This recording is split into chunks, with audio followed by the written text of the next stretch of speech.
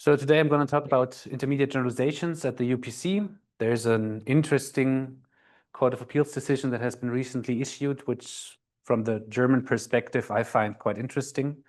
And I will try to let you know today why I find this highly remarkable.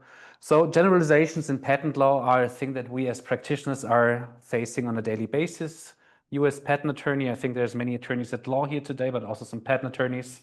When the inventor approaches you with his new invention, the ability to generalize is one of your key abilities that you need for writing proper patent applications, because usually the inventor approaches you with a few embodiments of the invention, but these would be too narrow to ensure proper scope of protection. So what you have to do as patent attorney when you draft the application is to generalize the inventions that you are presented with to grasp the inventive concept. And for support of your broad claims, you of course provide specific embodiments in the description, which are required for compliance with Article 83. And the problem is during prosecution, at some points, you will probably have to limit your claim because it is too broad in light of the prior art uncovered by the EPO. And oftentimes the basis for the amendments you have to take comes from the specific embodiments in the description. And as you all know, as practitioners, what we are faced with then is Article 123.2 UPC, that added subject matter is not allowed at the EPO. And one of the most prominent types of added subject matter that is discussed at the EPO quite at length is the so-called intermediate generalization. When researching for this talk, I found it quite interesting that the idea of the intermediate generalization is not such an old concept, but a rather young concept. I don't know if you were aware that this was first coined in 1992 in a decision by the Boards of Appeal, where it was cited as a line of argument by one of the appellants. In one of the decisions in 1992, it was then officially used by a Board of Appeal as a specification for a specific type of added subject matter, and then it disappeared from the wording of the EPO for quite a while. It reappeared in the early 2000s, was first added to the case law of the Boards of Appeal in 2006, and first mentioned in the guidelines in 2012, which I find quite surprising because it is probably the most common Article 123.2 objection that I am faced with in prosecution. I have copied, for the ease of reference, the corresponding paragraphs from the guidelines for examination and the case law of the Boards of Appeal. As you all know, the intermediate generalization occurs when you pick from a combination of features disclosed in combination one of the features and add it to the claim, because the claim will then represent something that is less general than the original claim, but more general than the description, because not all limitations of the specific context of the feature are contained in the claim. This is why it's called an intermediate generalization. And as you can see from the case law of the Boards of Appeal, they say it is normally not allowable to do this. As you all know, there are certain exceptions to the rule. If you can show that there is no inextricable linkage between the features that you separated from each other, you might have a chance at arguing that this amendment is allowable. But usually intermediate generalizations are regarded as inadmissible at the EPO. The relevant standard for assessing all kinds of added subject matter, all kinds of amendment is the so-called gold standard, which has been coined in the enlarged Board of Appeal decision G2 of 10. And as you all know, I won't repeat the wording of the gold standard. The interesting thing to note is what the rationale behind this standard is.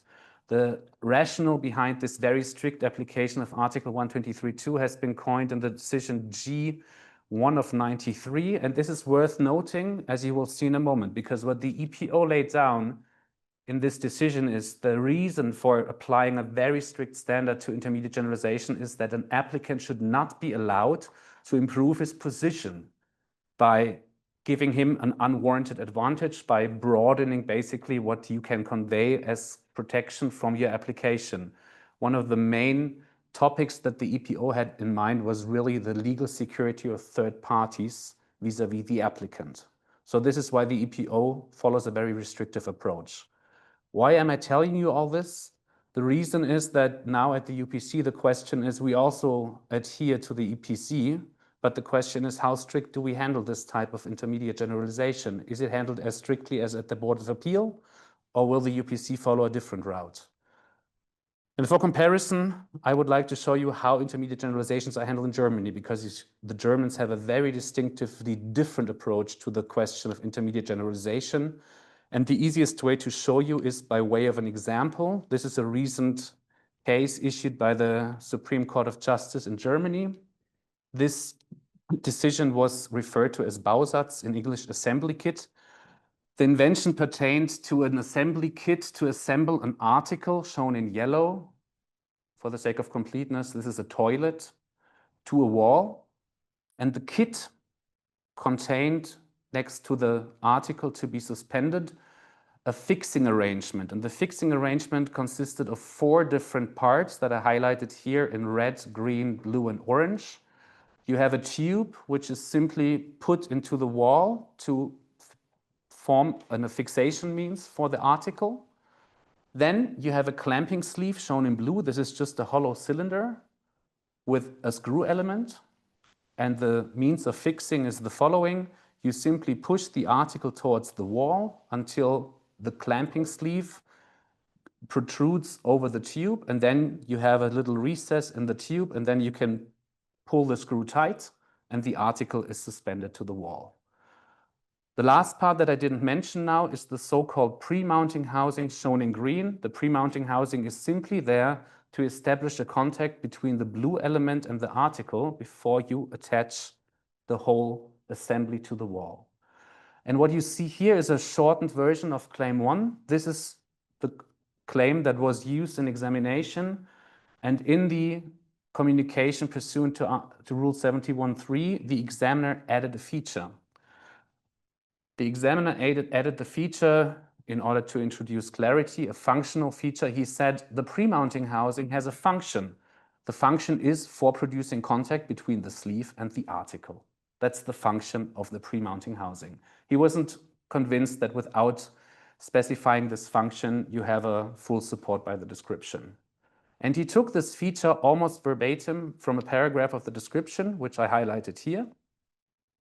And you see the beginning of the paragraph 22 is exactly what the examiner put into the description, into the claim. The contact between sleeve and article is mediated by a pre-mounting housing. But the sentence continues, made of plastic, which has a cup-shaped section 20 for receiving the sleeve, several divergent, predominantly axially extending and elastically deformable wings, which can be inserted outside the pipe into the hole until the hook-shaped ends engage in a seat which is formed in the article. So this is a typical example of an intermediate generalization at the EPO. You have a feature of the claim that is the pre-mounting housing. It has a function. You write this function into the claim, but you omit all the details how it is actually configured. And you must know that in the whole description of the patent application, there were 2 embodiments. Both embodiments shared these structural features. There was not a single embodiment or general piece of disclosure where the function was disclosed in isolation of the structural features. So in first instance, before the Federal Patent Court, the patent was revoked because of an inadmissible intermediate generalization. And if you look at the reasoning, it is the reasoning you would also expect from the EPO. The problem is the elastically deformable tongues of the pre-mounting housing were not included in the claim. There is no other means of contact in the whole description of the patent application as filed. So in the end, without providing these structural features, the patent court was of the opinion that you extend beyond the content of the application as filed. This case went to the Federal Court of Justice, and they overturned the first instance decision. They said, as with the EPO, the standard that we have is the direct and unambiguous disclosure, but we assess the abilities of the skilled person a little bit differently. Because according to the German case law, generalizations of originally disclosed embodiments are in general permissible, not impermissible. And what is the test? The test is you can include features of an embodiment if you can show that these features, if considered together with the claim, but also in isolation, go away, contribute to the object the invention aims to achieve. So the Federal Court of Justice has a distinctly different test for assessing intermediate generalizations. They first look at the subjective problem of the application or the patent. What is the patent, the invention trying to achieve? And then we decide, do these features that we put into the claim, do they contribute to the solution of the problem or do they not? If they do, we don't care about inextricable linkages between the features. We are completely fine with adding this. Why do they do this? Because they have a distinctly different reasoning for assessing the test of added subject matter. The Germans say, completely in contrast to the Europeans, we want to avoid an unreasonable restriction of the applicant in exploiting the disclosure, because the inventor is what counts for us. And if the inventor has an idea, we fully understand that you start with specific embodiments and a broad claim. So you must be allowed to do intermediate generalizations, because otherwise you will be unduly limited in pursuing the scope of protection that you would like to obtain. Why did I tell you this? This is a UPC aperitivo, not a German case law aperitivo. The reason is that I looked at the first decision of the Court of Appeal containing statements on intermediate generalizations. From the court of first instance, you are all aware there's a few decisions that have handled added subject matter. We know that the UPC, the local divisions, are in principle willing to revoke patents due to added subject matter. And they have taken different stances. Mostly they recite the gold standard, they apply EPO principles. But one decision is really noteworthy. This is the one on the bottom, issued by the local division, The Hague, because this one has already gone into appeal and there's already a decision by the Court of Appeal. And this one we should look at into more detail. The invention that was protected here was an on-body device for continuous glucose monitoring. There's a little picture on the top right corner. It's a little patch that you put to your arm to monitor the glucose level of your body in a continuous manner. The interesting thing was for us as patent practitioners that the claim 1 of this patent was drafted from scratch. It was not based on any original claims of the disclosure. They wrote the claim from scratch based on the embodiments in the description, of which there were very, very many. We should say that this patent has been asserted in preliminary injunction proceedings. So maybe this is why The Hague applied a very strict approach. I will not go into all the details of the claim, but just rest in mind that what they did is they took a lot of embodiments with over 40 figures and they combined different features to build their claim. What did The Hague say? They looked at added subject matter, and of course they said what we will do is we will apply the gold standard disclosure test, as is expected of us at the UPC. And they actually gave the same reasoning that the EPO also gave in G1 of 93. It's a matter of legal certainty for third parties. We have to ensure there is no added subject matter that would give the plaintiff or applicant, in this case, an unwarranted advantage. Without going into all the details, they mostly nailed it on one feature. They said this patch, you have to attach it to the body. You have to make sure it's watertight. So what you need is some kind of sealing. And the claim recited that there is a seal, but the claim failed to recite that it's an elastomeric seal, which resides in the recess of a base portion of an enclosure.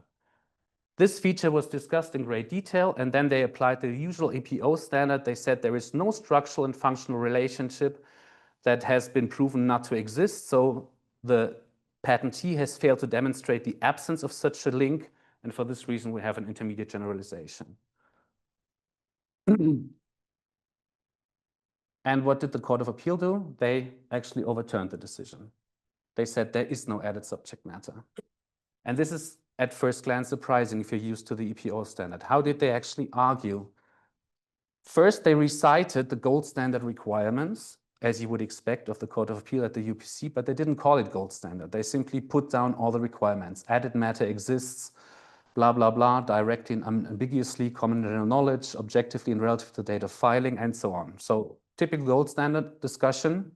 And then a little bit further down, if you read the decision in detail, you see already, before they actually go into the details of Article 123.2, it follows from the objective of the invention that all embodiments fall under the scope of the invention, even though some embodiments may have additional structural features and others may not. But they really focus on the objective of the invention, as you would expect from the Federal Court of Justice in Germany.